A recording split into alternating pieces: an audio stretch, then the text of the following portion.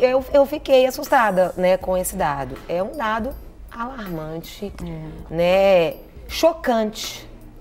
E para nós que vivemos um evangelho tão livre aqui, é até, tem hora que meio revoltante, no sentido de que nós aqui, né, ocidentais, estamos aqui, temos tudo e muitas vezes desprezamos a nossa fé, cuspimos a nossa fé, enquanto tem cristãos que estão morrendo. Aí eu queria que a gente falasse sobre essa discrepância que existe. E eu acho que a gente tem que ficar alarmado mesmo com todo esse cenário que tem se construído diante dos nossos olhos. A gente tem uma pesquisa sempre anualmente que a Portas Abertas realiza de qual o número de cristãos que sofrem perseguição no mundo. E o número anterior, em 2016, 2015, era de 100 milhões de cristãos que sofrem perseguição. A atualização desse ano estima-se que mais de 215 milhões de cristãos sofrem perseguição religiosa. Então, é uma coisa que muitas vezes a gente não tem essa noção, né, dessa liberdade que nós temos. A gente já teve a oportunidade de fazer algumas viagens de campo, a gente estava até conversando, eu e a Érica, e eu lembro que uma vez a gente fez uma viagem para Cuba, a gente fez contrabando de Bíblias, e a gente chegou numa igreja local e a gente entregou uma Bíblia para uma pastora, e eu lembro que ela abraçava a Bíblia e ela chorava. Uau. E aí ela dizia assim pra gente: há 1 ano atrás, há 6 meses atrás, eu tinha orado a Deus pedindo uma Bíblia, e eu sabia que eu não tinha condições de comprar essa Bíblia, eu sabia que eu não tinha condições de ganhá-la de alguém, porque isso não é livre acesso, mas eu não sabia como ia acontecer, mas eu sabia que Deus ele podia fazer. E hoje, depois de 6 meses, vocês são resposta de uma oração que eu fiz. E ela abraçava a Bíblia e chorava. E aí você começa a perceber o valor que uma Bíblia tem para uma comunidade local que às vezes não tem acesso. Sim. E para nós, né, a gente tem tanta versão de Bíblia. E a gente fica indignado.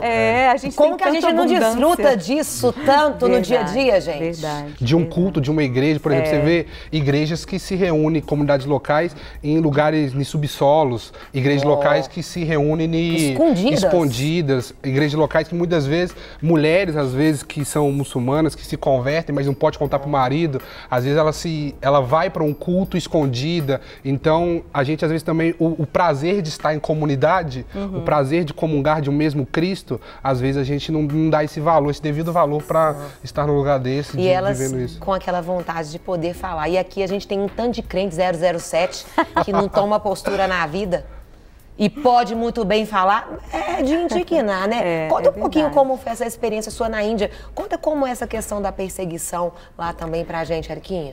Uma questão bem interessante que ele estava falando, né, dos cristãos perseguidos.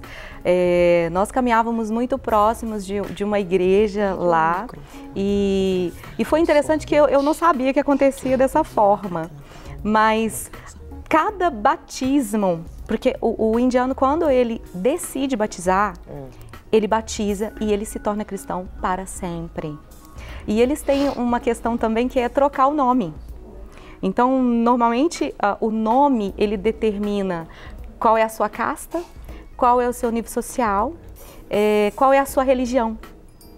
E quando o indiano hindu, por exemplo, ele se torna, né, ele decide por Cristo, ele muda o nome. Então ele coloca o nome dele como Mateus, André, ele muda o nome para que ele possa declarar para a comunidade, para a sociedade: eu sou um cristão.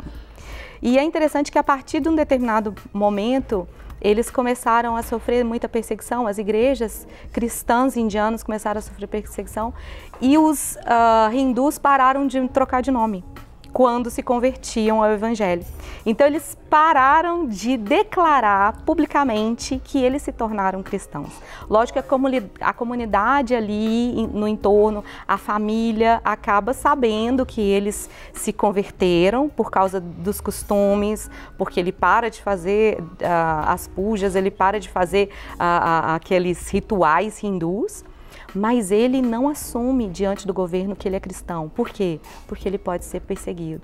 E nas igrejas evangélicas lá, o batismo ele é anunciado através do WhatsApp, de uma forma meio que 007 mesmo.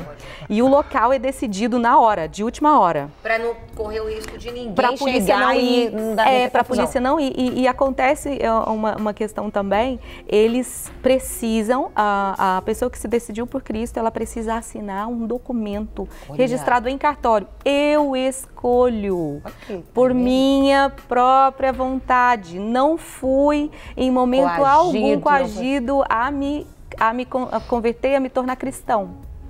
Então ele assina esse documento e eles filmam, perguntando tudo de novo, porque tem que ter um registro da igreja para que a igreja não sofra represália do governo.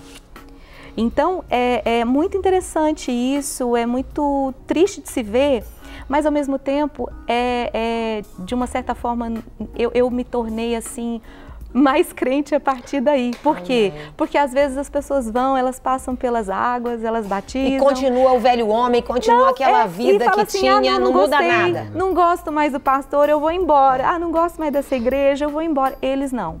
Eles se decidem e eles pagam o preço por isso. Para receber todas as novidades do canal, inscreva-se. E se curtir o vídeo, clique em gostei.